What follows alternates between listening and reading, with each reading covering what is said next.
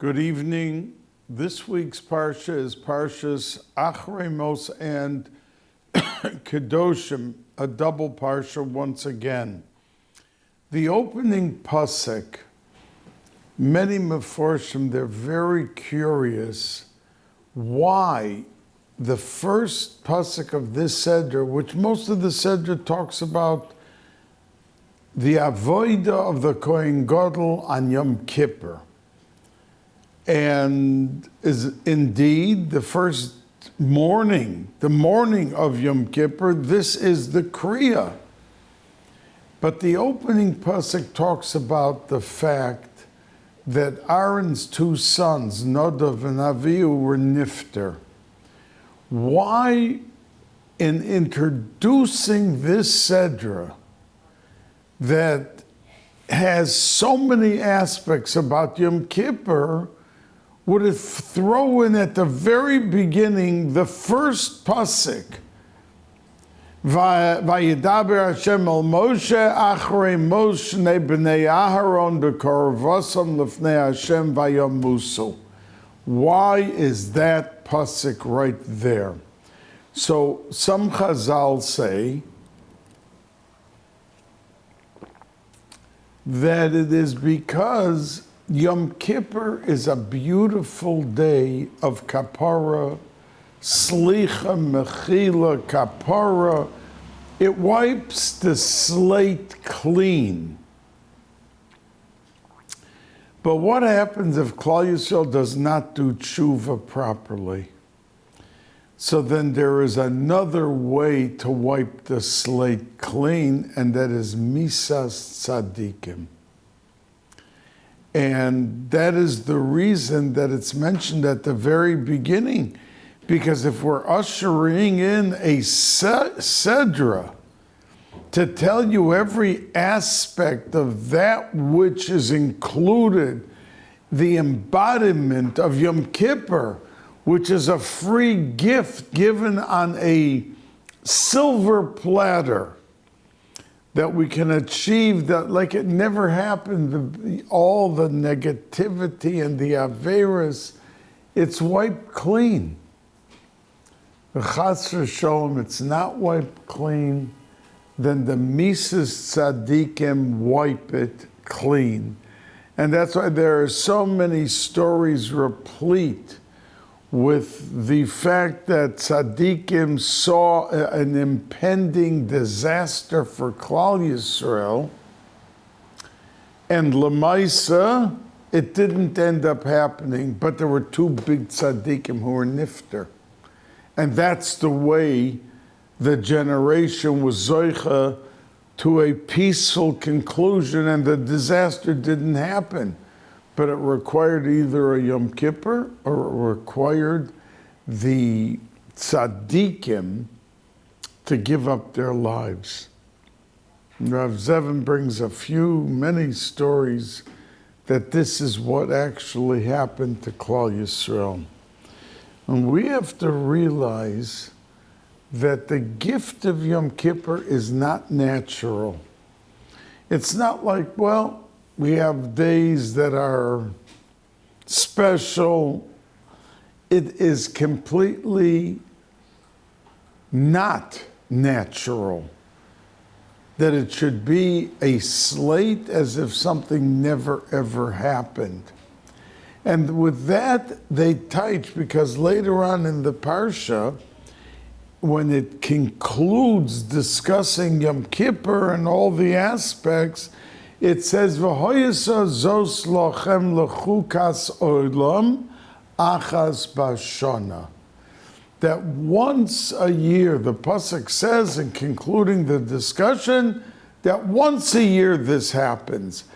And of course, the Meforshim ask, what is the pasuk telling us? Everyone, a 6-year-old knows that Yom Kippur is one day of the year. Why does the pasuk have to tell us that? So some Meforshim say, in answering this question, that the uniqueness of Yom Kippur isn't something that you can bring back 2 weeks later or 2 months later. that it is something that has the power in its structure that it is so unusual, and we have it as a gift, but it is only once a year. Wake up and realize that the opportunity is here for 24 and a half hours that day. Once the day passes, you blew it. If you didn't avail yourself to all of the opportunity of Yom Kippur, you missed the boat. And that's why it says, according to these Meforshim, Achas Bashana, a wake-up call. Here's your one chance. Don't miss it. Another answer that some Meforshim say is that when people do something, Avodas Hashem, that we are very enthusiastic, especially with the first time occurrence. It means when you take a boy that's putting on tefillin for the first time the next morning, half of them can't sleep at night. They're so excited with the opportunity of being able to begin putting on tefillin that they can't sleep. They're so excited.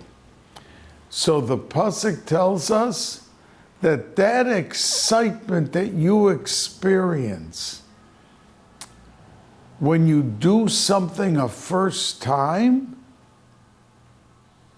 the seventh time that you do it should still have the embodiment and the ingredients of that excitement. That's why it says, we say it on Yom Kippur, Achas by the Hazoya, Achas v'achas, Achas u'shtayim, Achas v'sholosh, Achas v'arba, Achas v'chomesh. Why do we have to keep saying the Achas? Just say Achas, Shtayim, Shalosh, Arba.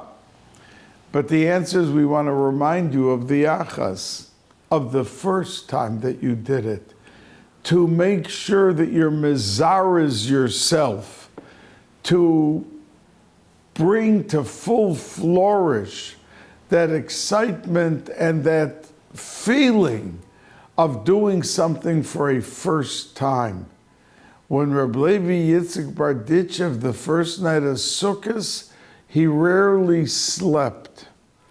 And the reason that he didn't was because he knew that as soon as it was the opportunity to be Mekayim, the mitzvah of lulav and esrog in the morning, because you can't do it at night, he couldn't sleep waiting to see that ray of sunshine, that ray of light, and that he could grab the lulav and esrog and make the necessary brachos and be able to be Mekayim the mitzvah.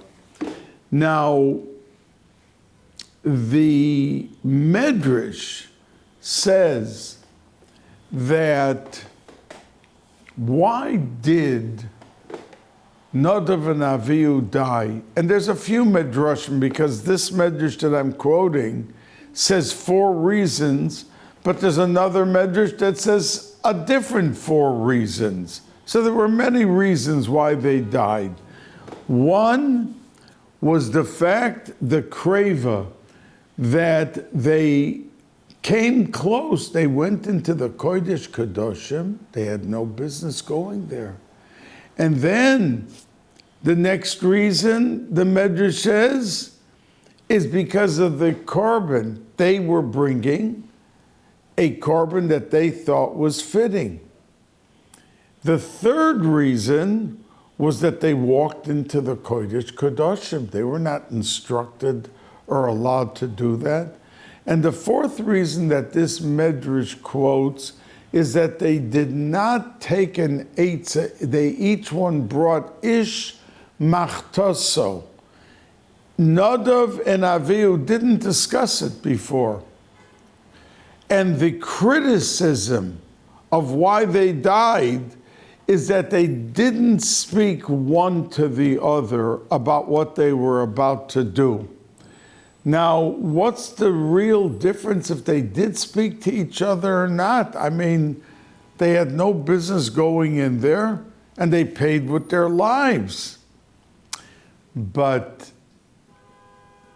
one of the Soloveitchiks, Zichrono Livrocha, I don't know if it was the Brisker Rav or if it was Rav David Soloveitchik, one of them said on this medrash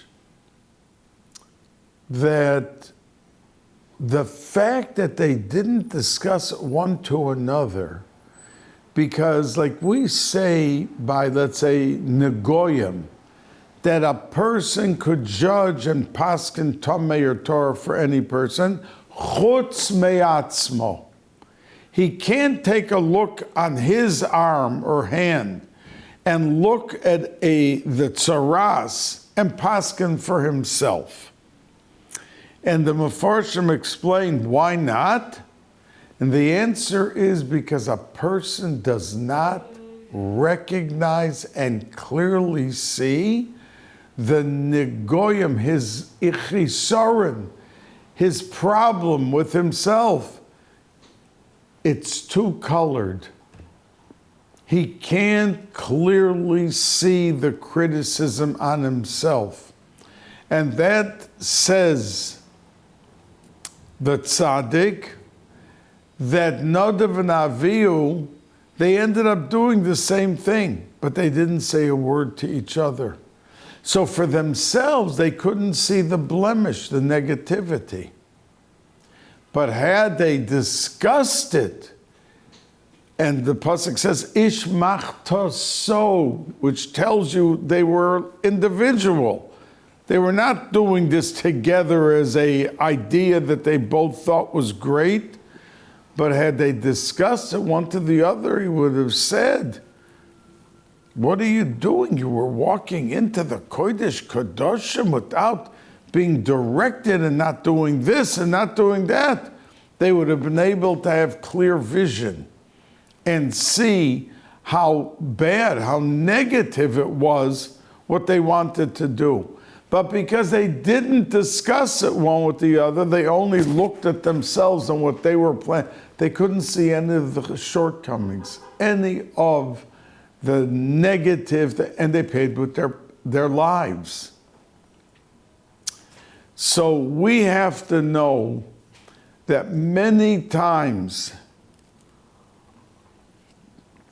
Negias colors to such an extent our trend of thought that we are blinded and we can't see the negative in it because we ourselves are doing it. But if we were able to look, and they would have discussed it, they would have realized how negative, and they never would have come to do it. So, say tzaddikim. Now,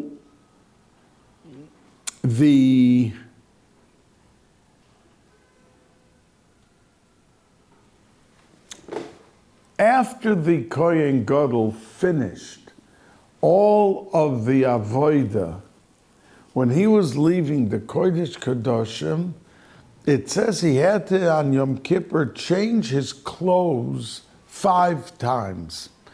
The white linen to the gold, white linen back to the gold, back and forth, back and forth. And it says that when he left the Kodesh Kedoshim, he took the begodim off, and look at Rashi, he was never, v'hinichem sham, he left them there, and he was never allowed to use it again. It was buried right there on the spot. So Meforshim say it points out to us that many times we have great achievement and we came to do something that's worthy of the praise or the honor or whatever, because it was a big deal. I mean, the Kohen Gadol went in First of all, the fact that he walked out was a big thing because there were many Kohanim Gedolim that died in the Kodesh. They had one machshava that was not in order, they died.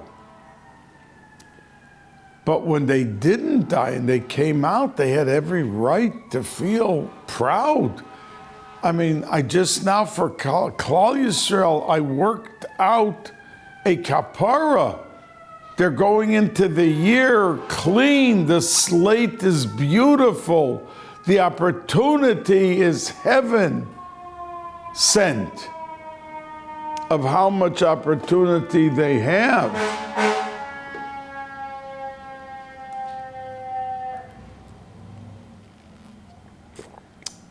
So the Mefarshim say, V'hinicham sham, that he left over there all the begodim, and it's a reference to all of the achievement.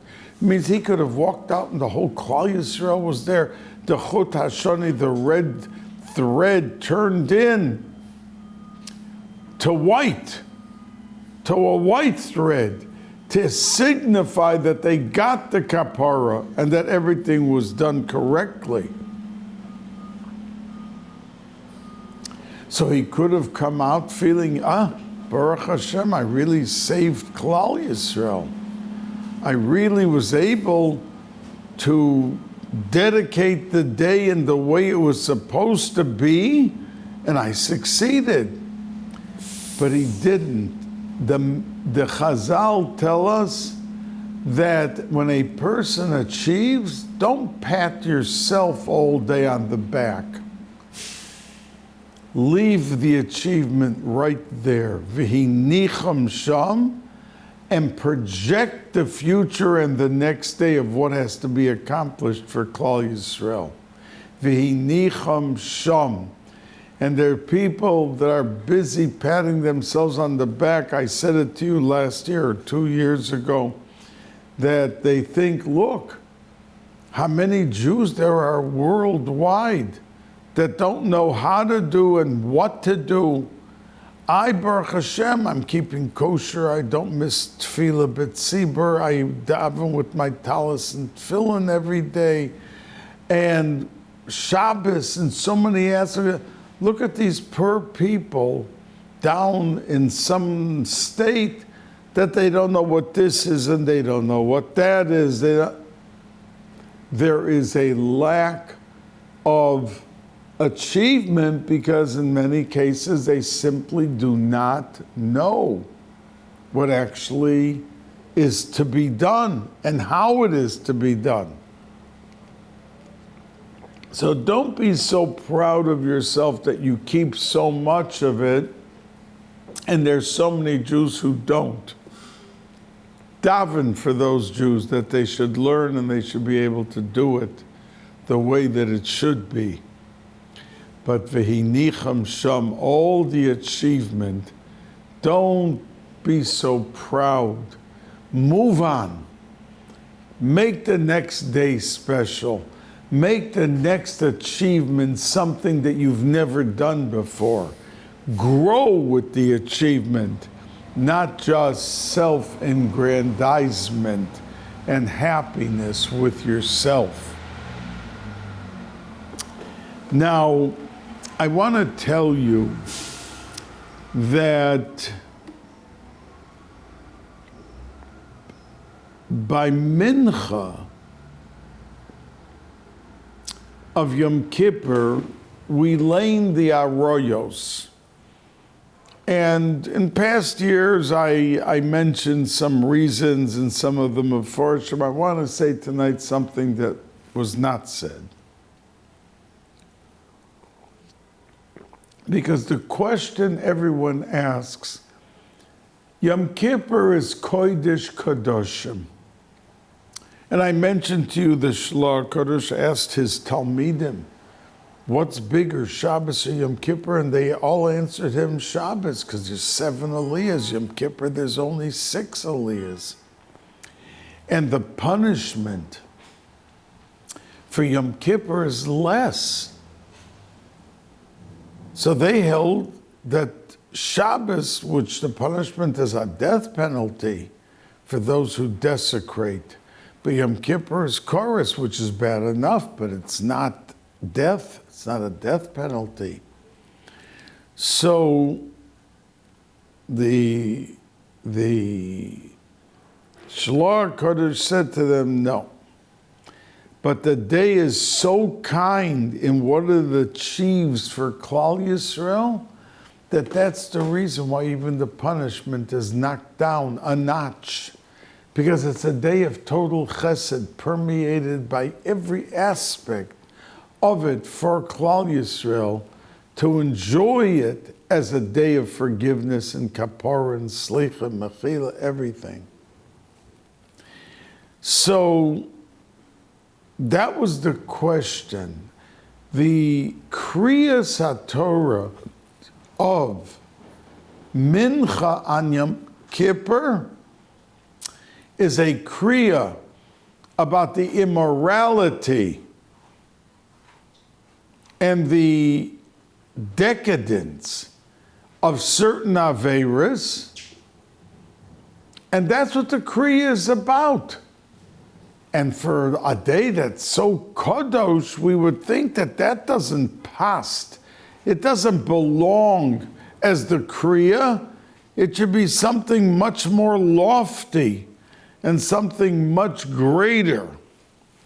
So with that question, I want to bring to your attention a Gemara in Yuma. The Gemara says that the Pirchei Kahuna, the whole night of Yom Kippur, used to, with their fingers, make sounds. And that kept the Kohen Gadol awake. On the other hand, the regular people ran up and down the streets during the night calling out, and the same mission to keep the Kohen Gadol that he shouldn't chas v'shalom come to carry.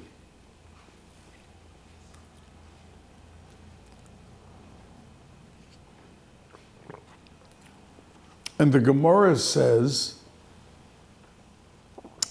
that the Pirchei Kahuna did this. And outside running around for that same mission were the people, the older people. What was the difference between the Pirchei Kahuna and the elderly people who ran around outside making this noise? It was the fact that one had lots of credit, because the Pirchei Kahuna came into one room. So how many could have gone in? 30, 50, 80. And not clap, but you know, when you make a sound with two of your fingers, that's what they were doing. And they had tremendous acknowledgement because they were alone with the Kohen Gadol. This was something that the Kohen Gadol looked around, he recognized every face of who was there to service him.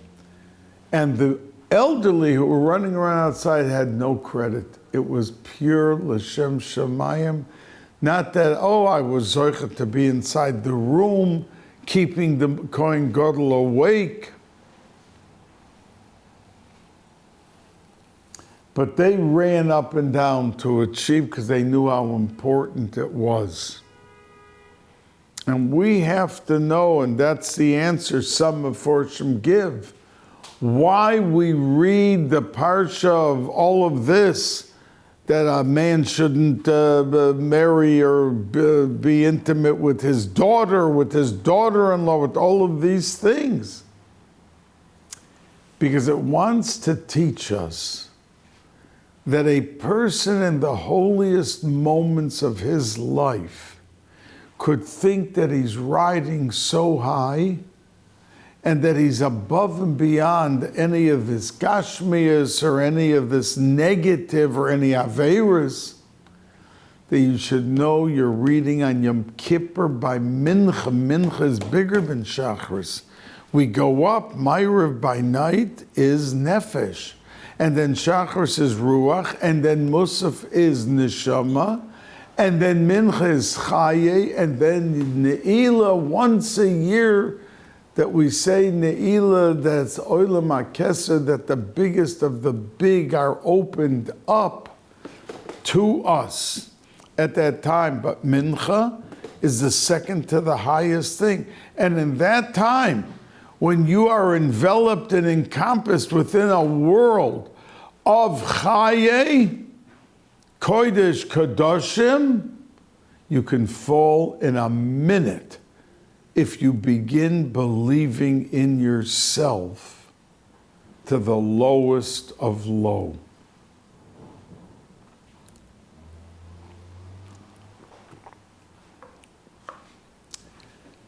And I said to you, I think 2 years ago, that the reason why it's by Mincha is because we know that when Mashiach will come and the world will then revert itself but back up to the level of Adam Arishon Koidem Hachet, that our royals, I mean the Shiftei Kom, married their sisters. And Cain and Hevel, their wives, were sisters that were born with them. And that's what the world will revert, that many things that we look at as our royals today will not be.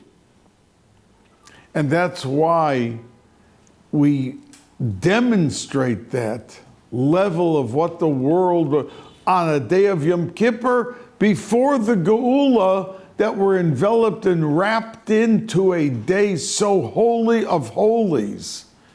And that's why we read the Kriya, which will be Shaykh after Mashiach comes. And that's why we have that seemingly Kriya that is so out of order. But there will come a time that it will be in order because of our heights, that we will soar heavenward in the levels of Madrigas when Mashiach will come. Now, the Meforshim, when they discuss what I just said to you, they cite the Gemara that I told you, that the Pirchei Kahuna snapped. That was the word that I was looking for. Snapped their fingers. But the Gemara in Yuma Daf Yud Tes interestingly says that after the Churban Bais HaMikdash, after that Churban Bais HaMikdash, they used, the Pirchei Kahuna used to get together and reenact how they kept the Kohen Gadol awake. There was no Bais HaMikdash, there was Churban. So it wasn't like the Kohen Gadol was sitting there, but they wanted to relive. It was so awesome, and it was so imbuing. It imbued them with such levels of hergish. They wanted to relive it. Now the Gemara says that, and the Maral discusses this also, the Gemara says that after the Churban, they wanted to keep it alive. Ella shahayu choitin, they came together, and it says boys and girls came together to keep the idea alive, but the boys and girls started talking and joking, and they came, and this is the lashon of the Gemara, v'nival kama besulta b'Nardah, the city of Nardah. Suddenly, many girls who had never been intimate were intimate that night, which is shocking. Now, when you walk into your shul the night of Yom Kippur, it's awesome. they take out 2 Sifrei Torah and they say Kol Nidre. Could we imagine that after Kol Nidre, the boys and girls would do such a thing? So the Gemara wants to point out that never consider yourself above and beyond. You have to look at yourself each and every day of your life that you could fall into the pit of Avera in a second. Here the boys and girls, instead of staying separate, they talked, they laughed, and it led to the most unthinkable thing, that groups ended up doing such an Avera on Yom Kippur.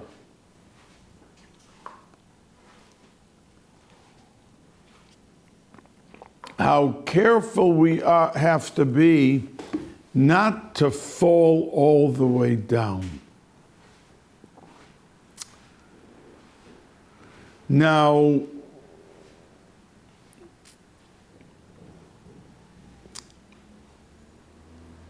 in Parshas Acharei, there's a mitzvah, it's chock full of mitzvahs, both Acharei Mos and Kedoshim.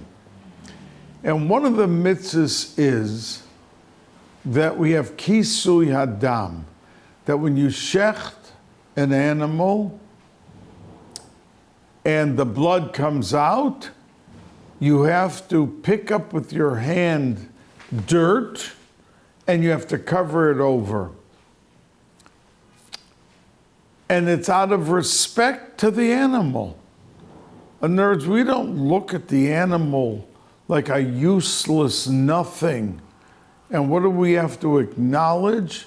Their blood is covered to extend to them as a creation of HaKadosh Baruch Hu, the proper dignity and format of picking up the dirt and putting it on. And it says beferish and halacha that if there's a pile, let's say, of dirt right there where the blood went into the ground, you can't just go over and kick the pile of dirt and let it fall on top of the blood.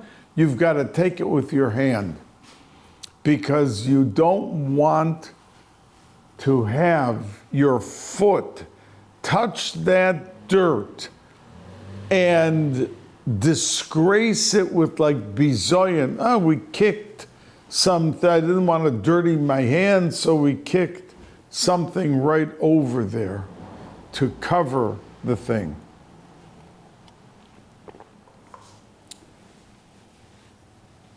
And Meforshim say that you therefore, like, and they give many examples, when you give tzedakah, you have to learn up from the kisui adam, because just like the kisui adam, we have to pick it up to enhance the dignity of the animal and its blood, and not just kick some dirt on top of it. So too the oni becomes the vehicle and the transfer. He's the vehicle of the mitzvah of tzedakah.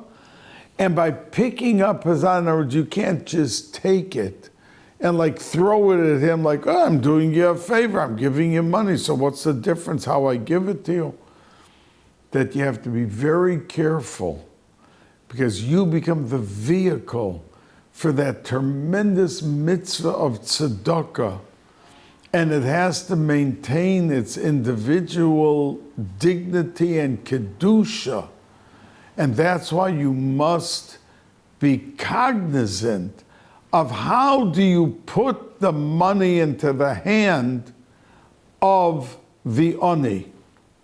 Is it done with dignity? Is it done with a freshness of what is happening there? You know, I always tell you that tzedakah is the only mitzvah that we have Tatzel mimaves, it saves from death, and also it is mevi geula, it brings the geula. So we have to be very careful. And the Chidah says that's why you take the coin or the dollar, that's the yud of the yud kei vav kei, and you put it into your 5 fingers, that's the hey, and then you extend your arm to the oni, that's the vav, and then the oni puts his hand out that with his 5 fingers, that's the kei acharei, that's the last hey. So the point being,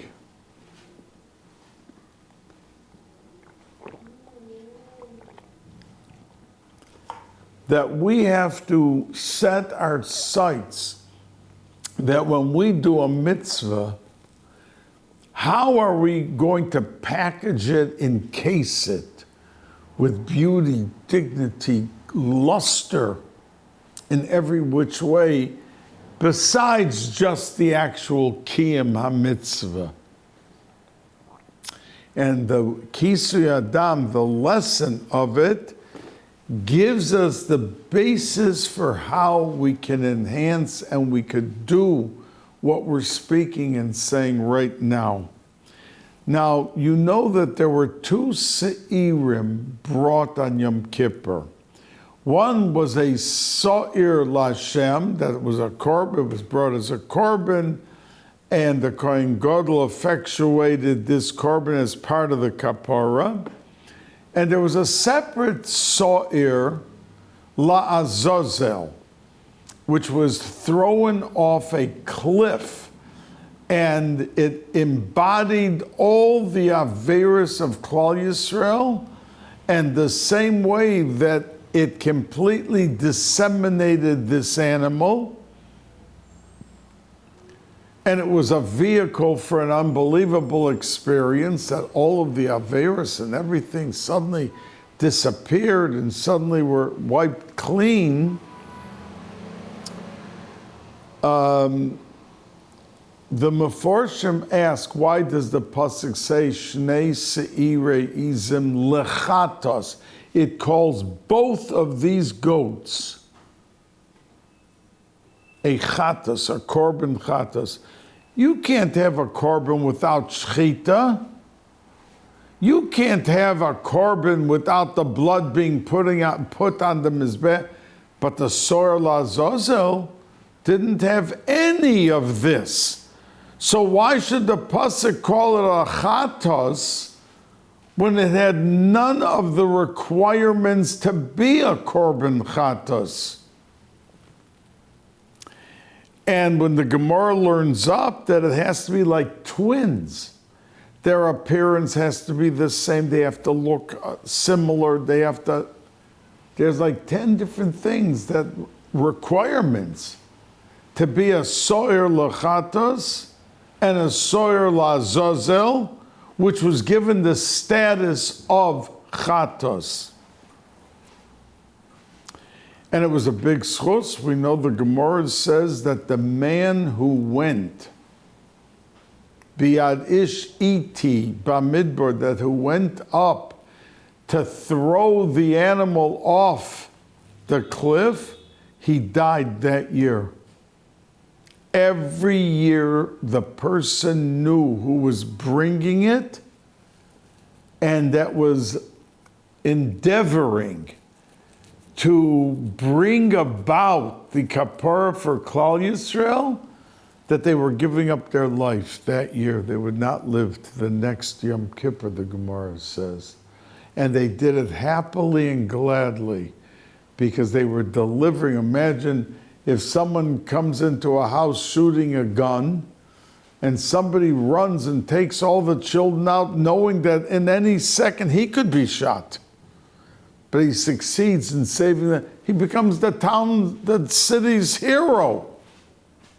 And this man was bringing kapara and slicha and mechila to the entire Klal Yisrael because all the averos went into this Sa'ir L'Azazel.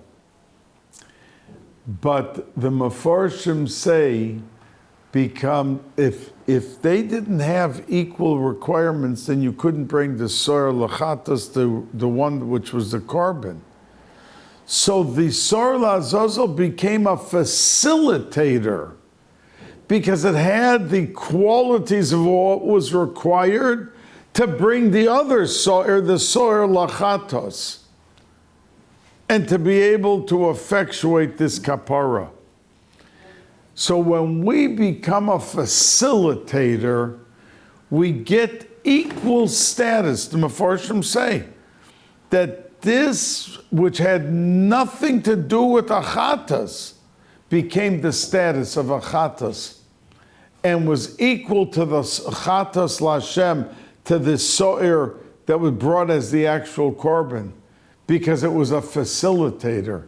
And we have to realize that when we want to be able to do something and it's going to affect the entire tzibur, the schus that we have, because we're able to bring about whatever has to happen. Somebody who gets up every morning and warms the shul and unlocks the door and puts on the lights and puts the coffee up for the people in the freezing cold to come in to have a warm davening with the feeling and the hergish of all of the kavanas and everything that we have to bring out in our davening, he gets tremendous schar because he is a facilitator helping make it happen.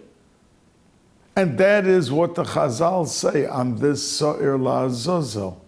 And that's why, even though it was disseminated and destroyed, but it came up to Shemayim as the facilitator. And he was able to really bring out what had to be done for the day of Yom Kippur for Klal Yisrael, that he generated the impact of what achievement has to be. So,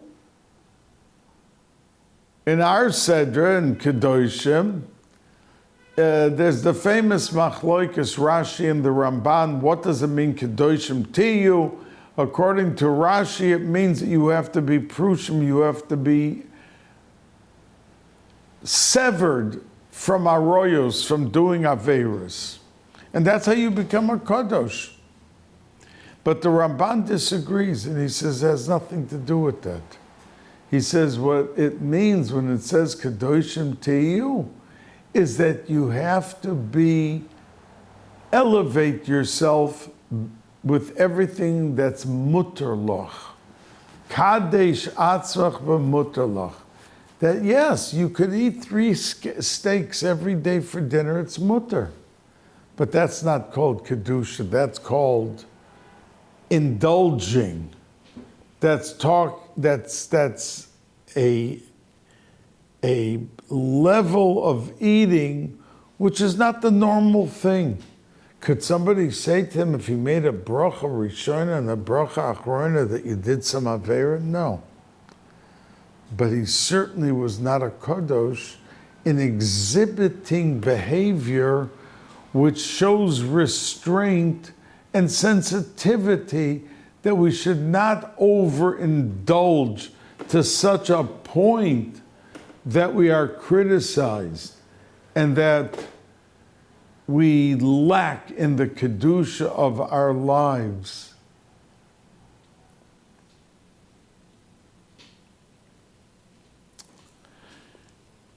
Now,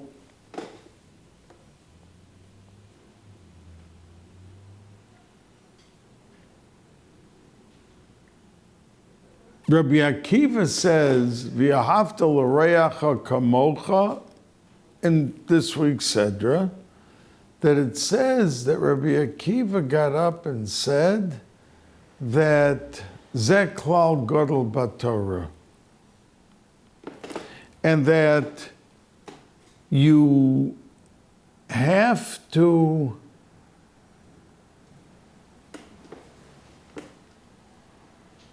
love someone else as yourself. And the Gemara discusses it because the Gemara says that this is the same Rabbi Akiva, that the halacha is that if two people are going in a desert and there's one pitcher of water, the man who has the pitcher, Rabbi Akiva holds, the other man, the Amr, does not hold like this, but Rabbi Akiva holds that you have to drink the water yourself to save your own life. Chayecha koidmen. But Rabbi Akiva, in his discussion of V'yahavta l'reacha kamocha, it seems that there's a big difference. Then you would have assumed that he for sure holds that you give over the water even if there's only enough for one person, and one of them are going to die if one drinks it. But Rabbi Akiva holds that the one that owns it and that has it, to save his own life, comes first. But he says also, V'yahavta l'reacha kamocha. So the Chidushei Harim says that one is talking Gashmias and one is talking Ruchnias. That when Rabbi Akiva said, love your neighbor like yourself, it means in the Ruchnias, that you are responsible for your fellow Jew and that you have to stand up and be willing to give everything that he should be able to survive and thrive in the arena of Gashmi, of Ruchnias. But when it comes to this world, you're not mechuyev to go so far. You have to first save your own life, and then you can do for others. So the point is that, says the Ramban, and the Ramban holds that V'yahavta l'reacha kamocha, like they teach Rabbi Akiva, it can't mean that because physically it's impossible for a person to love another person absolutely equal to his love for himself. Human nature is you want good, the Ramban says, you should want that he should have as good as you have, that he should be successful, and that when he succeeds in getting a new house, that you are thrilled for him. That's what you have to strive for. But to say that it means that you have to love him and do for him exactly like yourself, that can't be. That's what the Ramban says. Take a look on the pasuk. V'yahavta l'reacha kamocha.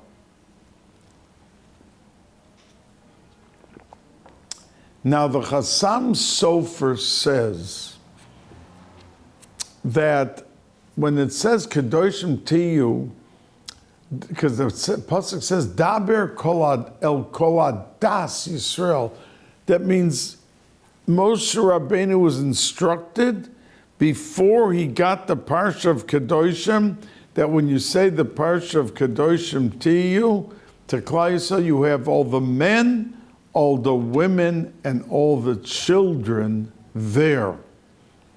So the Chassam Sofer asks, we don't find by any other mitzvah that you had to take everyone and be there before he told them about the mitzvah, that they should hear it equally. So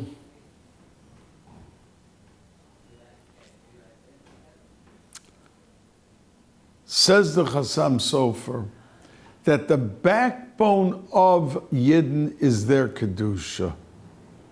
And yes, people fall in and we have to try harder and we have to do this and do that. But the bottom line is that when it was said over, it was etched into the essence of Klal Yisrael. And they had to be able to hear it from Moshe Rabbeinu, to be able to have this effect of permeating every inch of their ruchnias, with the backbone of Kedusha. And that's why it was Daber el Kol Adas Yisrael. Klal Yisrael should be Zoicha, and we should all be able to do proper tshuva, and we should be able to, for whatever each and every individual's level is in these areas of Kedusha, be able to bring out the best, because today it became, if not the biggest nisoyan, it certainly is right up there with the top 2 or 3. And the more that we fight it and succeed, we don't always succeed, but when we do succeed, we are providing an unbelievable nachas ruach for our Kodesh Baruch Hu. Have a good week. Bracha v'hatzlocha.